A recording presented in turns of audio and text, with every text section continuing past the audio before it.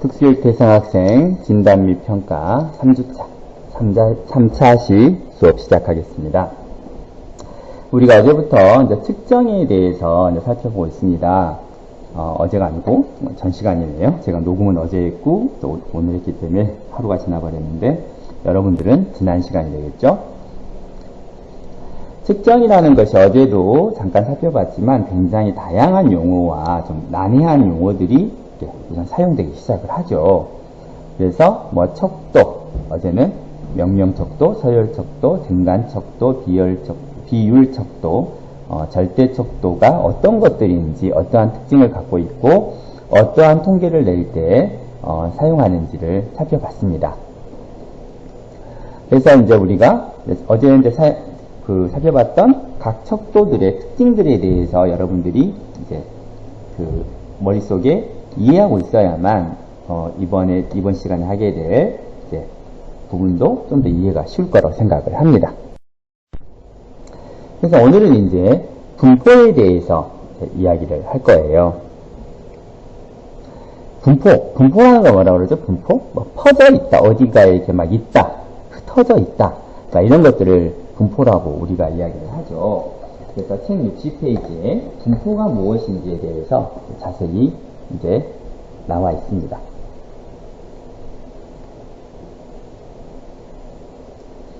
어, 60페이지 위쪽에서 한 10번째 줄쯤 되나요? 이렇게 보면 여기 읽어볼게요. 측정에 있어서 정규분포의 사용은 모집단의 인지적, 심리적, 정서적 특성이 균일하게 분포되어 있다는 개념에 근거를 두고 있으며 이 개념은 검사도구 개발에서 중요한 이론적 가정으로 받아들여지고 있다. 세상에서 존재하는 대부분의 이론이 아니고 존재하는 물체라든지 심리적인 형상들은 대부분 이런 정규 분포를 가지고 있어요. 그 말은 무슨 말이냐면 비슷비슷한 크기라든지 예를 들어서 어떤 과일로 보면은요, 과일의 크기를 한 10,000개쯤 재보면 비슷비슷한 크기의 것들이 이제 중간에 한 60-70%가 몰려 있고요. 또 크거나 작은 것들의 수는 점점 사과의 크기가 점점 커질수록 그 숫자는 적어지고 반대로 또 사과 크기가 적어질수록 그 역시 숫자는 적어져. 그래서 비슷한 크기가 가운데 가장 많은 숫자를 이루고 그 다음에 독특하게 크거나 작은 것들은 숫자가 적을 거다라는 게 세상 만물의 이치예요. 우리 지능지수를 검사를 해도 대부분의 학생들은 100에 모여 있어요. 그리고 영재라고 하는 130 정도 넘어간 학생들은 극히 일부, 또 우리 지적장애라고 하는 70 이하의 학생들도 극히 일부, 양쪽 끝단. 그러니까 평균적인 사람들은 이미 많고 독특한 사람들은 적은 거죠. 키도 마찬가지예요. 키도 예를 들어서 현재 성인 여성 22세 여성의 키가 162cm다. 그러면 가장 많은 사람들이 162cm 그 근방에서 모여 있게 되고 키가 적거나 키가 더 큰 사람들은 점점 숫자가 줄어들게 되죠.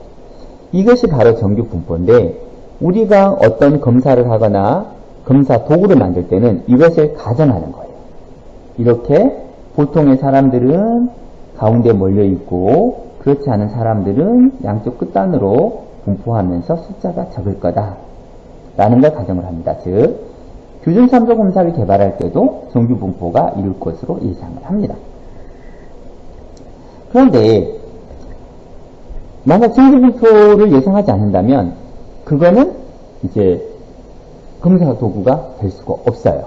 예를 들어서 어떤 검사 도구를 만들어서 검사를 해봤더니 대부분의 학생이 130점을 맞는 2표준 편차 이상의 아주 좋은 성적을 받아버린 거예요. 그럼 그 검사 도구는 잘못된 거예요. 그거는 정규 분포가 이루어지지 않기 때문에 이 학생의 정확한 위치를 파악할 수가 없어요. 그래서 모든 이런 표준화된 검사들은 정규 분포를 이룰 걸 생각하는 거죠. 그래서 대부분의 점수가 평균 주변에 모여 있으면서 평균 이상과 이하의 점수는 좌우 대칭 모양으로 나타나는 게 정규 분포. 좌우대칭이면서도 점점 줄어드는 일종의 종 모양처럼 분포될 거다라고 기대하는 게 바로 정규 분포 기대입니다. 그리고 정규 분포는 그렇게 종 모양으로 이루어져 있습니다. 그래서 이미 말씀드렸듯이 규준참조 검사는 정규 분포를 이룰 것으로 예상하고 시행을 하게 됩니다. 그런데 가끔 이게 나오지 않는 경우들이 있어요. 그러니까 한쪽으로 치우치는 경우들이 있는데 그걸 우리는 편포라고 합니다. 편포. 그러니까 한쪽에 치우치다 그래서 정적 편포와 부적 편포가 있는데요. 맨 60페이지 맨 아래쪽 보면 정적 편포가 있습니다. 정적 분포란 분포의 긴 꼬리 부분이 오른쪽, 즉 양의 부호 쪽으로 길게 뻗어 있는 분포를 말한다. 64페이지 책 보시면은요, 62페이지네요. 62페이지 보세요. 꼬리가 완만한 부분이 오른쪽으로 길게 뻗어 있어요. 오른쪽으로 길게 뻗어 있어요. 이게 바로 정적 편포인데요. 이거는 뭐냐면 너무 시험이 어려웠을 때, 그러니까 높은 점수를 받은 아이들이 몇 명이 안 되는 거죠. 그래서 평균 자체가 낮아져 버리는 거죠. 그리고 낮은 점수를 받은 아이들이 많아져 버리는 거죠. 높은 점수를 받은 아이들이 줄어드는 현상이 나타나고요. 그 다음에 부적 분포는 긴 꼬리 부분, 즉 왼쪽이 응의 부호 쪽으로 길게 뻗어 있는 거예요. 그러니까 그쪽으로 길게 뻗어 있으면서 점수가 낮은 아이들 숫자는 적은 거죠. 그래서 너무 시험이 쉽게 나오면, 검사도구가 너무 쉽게 나오면 대부분의 아이들이 오른쪽, 즉 좋은 점수 쪽을 다 받아버리고 소수의 아이들이 왼쪽, 낮은 점수를 받게 되는 거죠. 그러다 보니까 이 높은 봉우리가 평균에서 좀 더 위쪽, 오른쪽으로 치우치게 되는 거죠. 이렇듯이 편포가 나오게 되면 그 시험이 그 아이들의 성적을 균등하게 평가하지 못했다는 결론을 받는 거예요. 시험도 그렇고 검사도 그렇고. 그렇기 때문에 그걸 가지고는 이 아이가 이 집단에서 어느 정도 위치를 하고 또 그 능력치가 어느 정도인가를 알 수가 없어요. 그래서 반드시 규준참조검사, 또 어떤 검사라든지 또 시험, 이런 것들은 나중에 채점을 했을 때 정규분포처럼 가운데가 가장 높고 양쪽으로 균일하게, 오른쪽과 왼쪽으로 균일하게 곡선을 그리면서 아래쪽으로 내려와야 되는 거죠. 정 모양이죠. 그러면 그 시험은 잘 출제된 거예요. 정확하게 모든 아이들의 성적을 평가하게 된 겁니다. 두 번째, 집중경향성인데요. 집중경향성이란 한 집단으로부터 얻어진 자료는 어떤 특정 값을 중심으로 분포를 형성하는 관계를 갖는다. 그러죠. 우리가 예를 들어서 100명을 놓고 시험을 보면 그 중에 좋은 검사는 한 60에서 70%는 비슷한 덩어리에 뭉쳐 있어야 된다는 거예요. 그러니까 우리가 예를 들어서 그래프를 그려서 키를 잴 때 150부터 155, 55부터 60, 60부터 65, 65부터 70, 70부터 75 이렇게 해서 그래프를 그려놓고 키를 재 다음에 그 스티커를 받아요. 그래서 내 키가 위치한 곳에 거기다 스티커를 붙이는 거예요. 그래놓고 보면 나중에 보면 가장 많은 스티커가 몰려 있어요. 아까 말씀드렸듯이 우리가 162나 162.5가 내 나이의 평균 키라면 거기에가 다 뭉쳐 있는 거죠. 그게 바로 집중 경향값이에요. 그러면 우리가 정확하진 않지만 대충 보고, 현재 22세 여성의, 평균 키는, 22세 여성의 키는 대부분이 많은 숫자가 160, 한 1, 2, 3, 4에 모여있구나. 아, 160, 정확히 말하면 162 정도가 가장 많구나. 라고 알게 되는 거죠. 그래서 그 집중 경향값, 가장 근처에가 몰려있는 값을 대표값이라고 여기도 하고, 중심 경향값이라고 합니다. 그러니까 이렇게 표현하는 거죠. 22세 여성의 신장의 대표값은 162구나. 왜? 162 근처에 가장 많은 그 스티커가 붙어 있겠죠. 또는, 22세 여성의 신장의 중심 경향값은 162구나. 라게 표현을 하는 겁니다. 그래서 가장 어디에 모여있냐에 따라 다시 바로 집중 경향성이죠. 그 집중 경향성을 가지고 여러 가지 계산을 하게 되는 거죠. 그래서 먼저 평균입니다. 63페이지 나와 있습니다. 맨 위쪽에서부터 볼게요.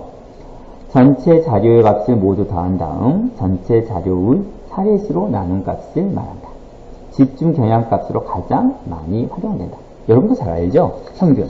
우리 학교 다닐 때 맨날 해봤잖아요. 국어 몇 점, 수학 몇 점, 또 과학 몇 점, 사회 몇 점 해서 모두 더해가지고 이제 과목수로 나누면 평균이 나오는 거죠. 가장 간단한 평균값이고요. 또 여러분들이 고등학교 때는 어떻게 했었죠? 내신 등급 1, 거기에 뭘 더하죠?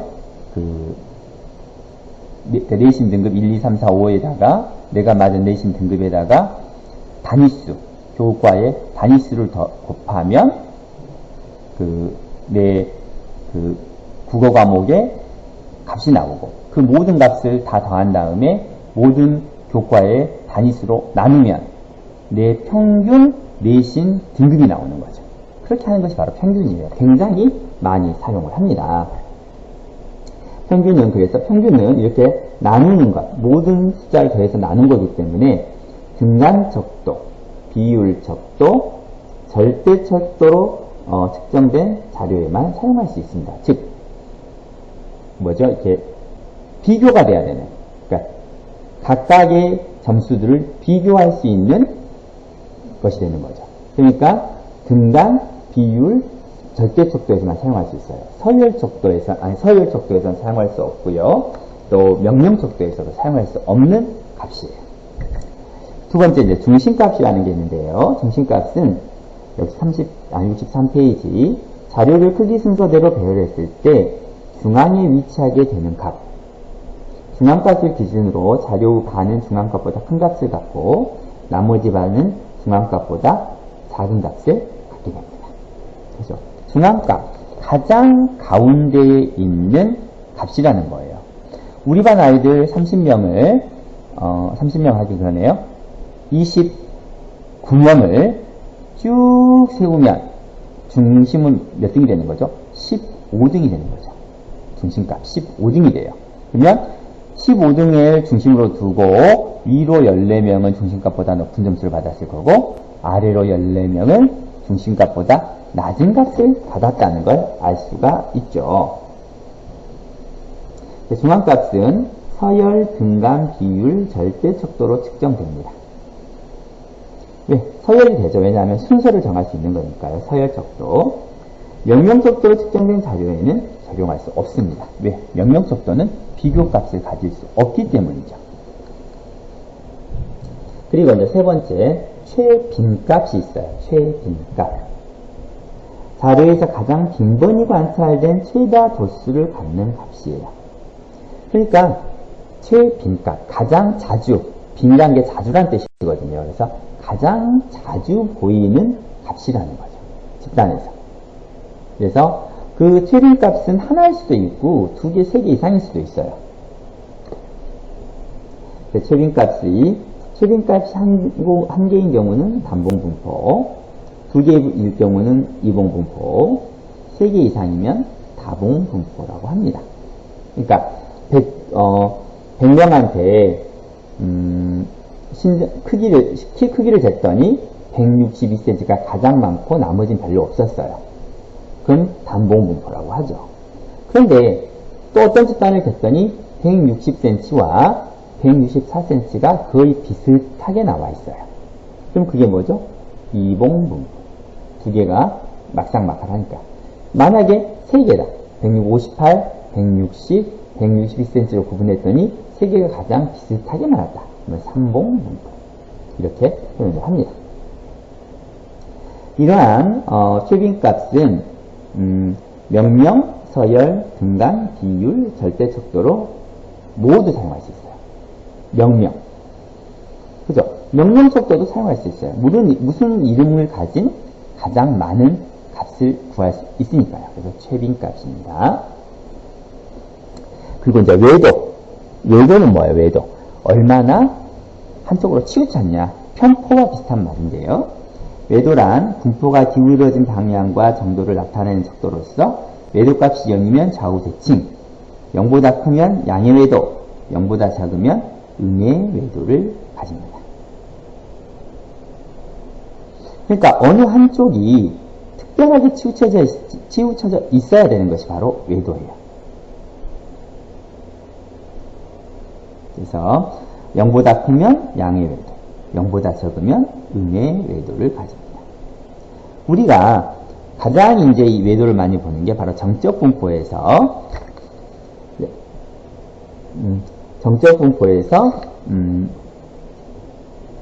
그 정적 편포와 부적 편포를 알 수 있죠. 그래서 정적 편포와 부적 편포가 나타나면 그게 바로 외도 값을 가지는 거예요. 그래서 정규 분포 같은 경우는 평균, 중앙값, 최빈값이 모두 일치하죠. 왜? 정규 분포는 가장 많은 숫자가 가장 가운데 값에서 몰려있고 점점 양의 측인 오른쪽, 음의 측인 왼쪽으로 점점 줄어들면서 이렇게 종의 모양을 가져요. 그러니까 평균애가 키가 162cm면 가장 많은 수가 평균이 162cm이기 때문에 가장 많이 몰려있고 중심값도 162이기 때문에 그 162cm 가장 많기 때문에 몰려있고 최빈값 가장 많이 나타나는 신장에서 스티커를 붙인다고 했죠. 그래서 스티커가 가장 많은 것이 162일 거예요. 그래서 그게 최빈값 이렇게 되는 거죠. 외도는 반면에 어느 한쪽으로 치우치게 되는 거죠. 그럼 밑에 그림 보세요.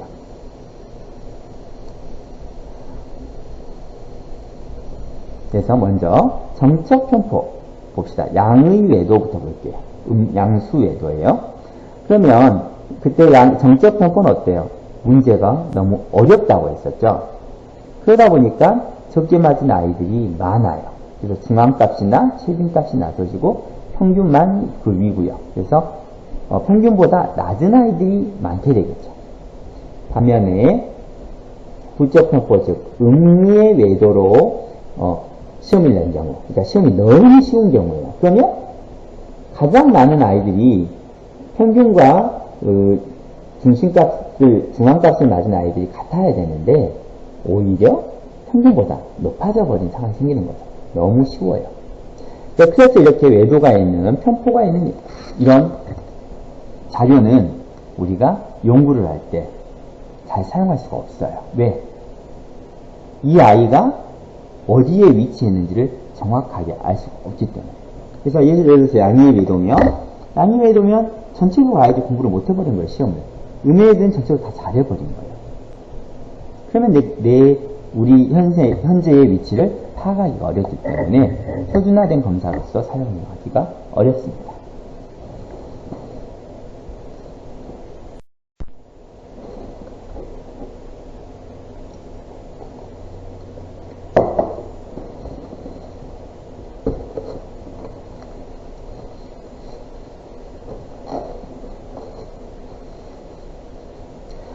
이어서 이제 변산도에 대해서 살펴보도록 할게요.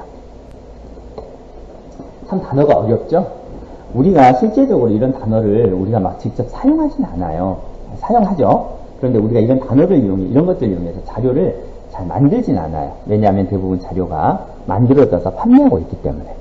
하지만 우리가 이런 용어를 알아야 되는 이유는 그 자료들이 이런 말이 계속 나오기 때문이에요. 무슨 척도로 검사했고 표준 편차는 어떻게 되고 편차는 어떻게 되고 또 금방 지금 이제 말하게 되는 범위는 어떻게 된다, 분산은 어떻게 된다, 편차는 어떻게 된다, 이런 것들이 나와 있습니다. 그래서 변산도는 수집된 다양한 자료가 흩어져 있는 정도를 우리가 해석하는 데 쓰는 단어들로 범위, 분산, 편차가 나타나게 됩니다.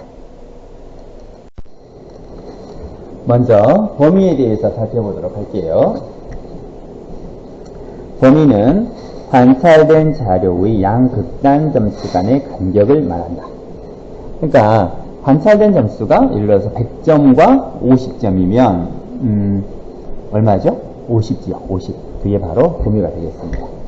범위는 크게 두 가지가 있는데 첫 번째 방법을 가장 많이 사용합니다. 첫 번째는 금방 제가 말씀드렸듯이 최고값에서 최저값을 빼는 거고요. 두 번째는 최고값에서 최저값을 뺀 후에 플러스 1을 더하는 겁니다. 더하기 1을 해주는 거죠. 그래서 이 두 번째 범위는 이제 포함 범위라고도 하는데요. 통계학 분야에서 사용합니다. 그러나 우리는 주로 평가 분야에서 우리는 주로 학생들의 점수라든지 또는 어떤 지능 기술이라든지 이런 것들을 하는 평가에 관련되기 때문에 주로 첫 번째 방법을 사용하는데요. 그래서 첫 번째 방법을 주로 사용을 하고요. 그래서 책 보시면 27점과 1점이 되면 27점과 21점이면 범위는 26이 되는 거고요. 두 번째 방법은 27 빼기 1 플러스 1이 되는 27이 되는 거죠. 그래서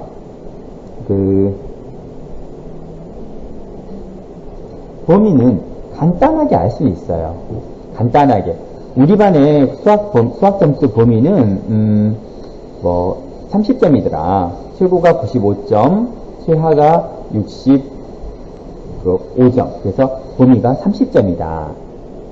그런데 중요한 건 이제 뭐예요? 그 안에 얼마만큼이 흩어져 있는지는 알 수가 없잖아요.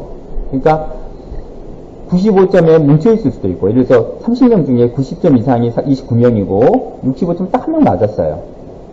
그런데도 범위는 30점이에요. 반대로 95점 중에 95점 맞으면 하나밖에 없고 나머지 29명이 65점 맞았어. 그래도 범위는 30이에요. 똑같은 거죠. 그렇기 때문에 범위는 정확한 학생들의 그 위치를 파악할 수는 없습니다.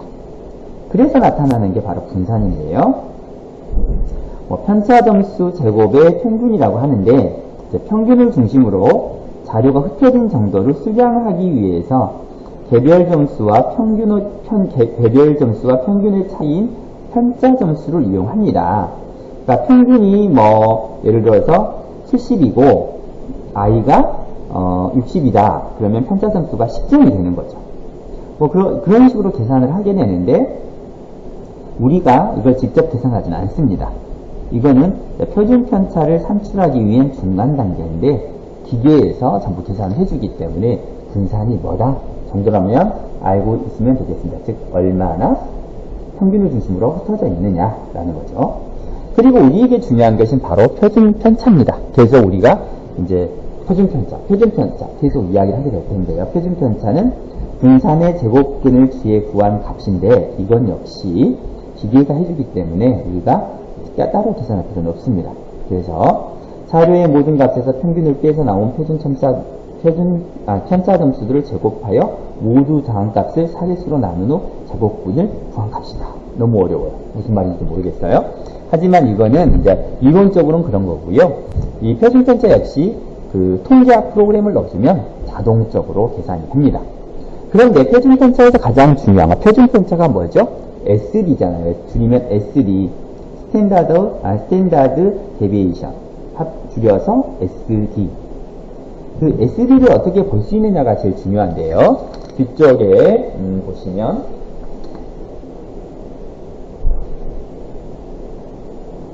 이쪽을 보면 우리 이제 그 페이지에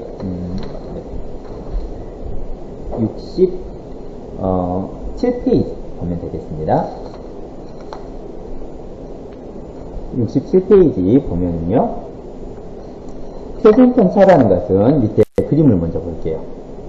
평균에서 위아래로 1S이죠.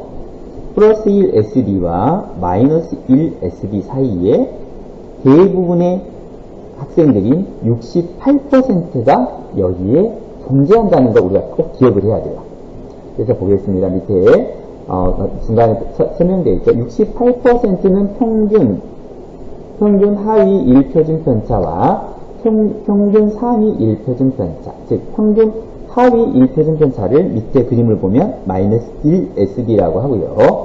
평균 상위 1표준 편차를 밑에 있는 그림을 보면 플러스 1 SD 또는 그냥 1 SD라고 합니다. 거기에서 68%가 존재한다. 그러니까 평균보다 높은 학생 34%와 평균보다 낮은 학생 34%가 바로 1 SD 사이에 있는 학생들, 즉 마이너스 1 SD부터 1 SD까지 있게 됩니다.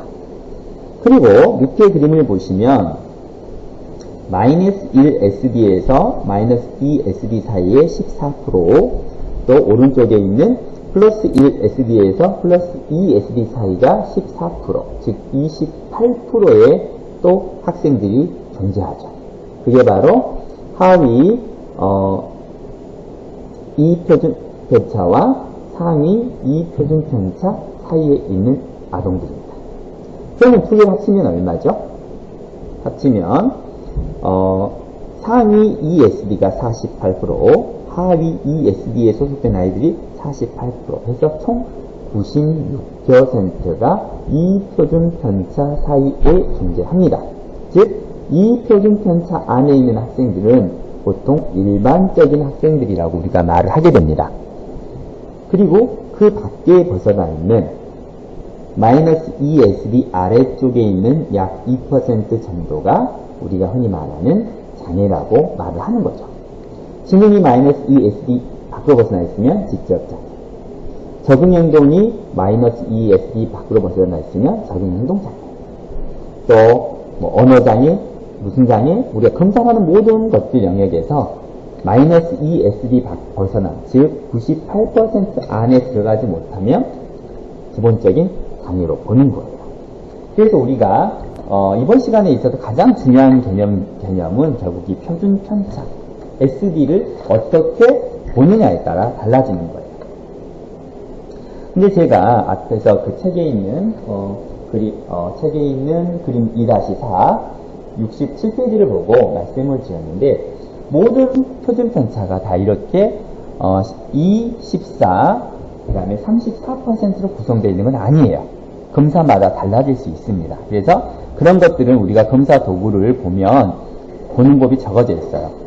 이 검사 도구는 표준 편차가 얼마고, 각 표준 편차의 퍼센테이지는 얼마고, 그리고 몇 SD 밖으로 벗어났을 때 이상으로 본다라는 게 나와 있습니다. 그래서 우리가 검사 도구를 볼 때는 반드시 표준 편차를 어떻게 해석하느냐를 살펴보고 그 검사 개발자가 말하는 것에 대해서 꼭 주의를 기울여야 되겠습니다. 그래서 우리가 3주차 수업은 여기까지 하고요. 이제 여러분들은 이제 다음 주에 추석 명절 보내시고, 저의 바람은 추석 이후에는 여러분들을 얼굴을 보고 이제 대면 수업을 하는 것이 저의 바람이니까 모두 건강하게 추석 명절 잘 보내고 대면 강의를 할 수 있도록 기원하겠습니다. 모두 수고하셨습니다.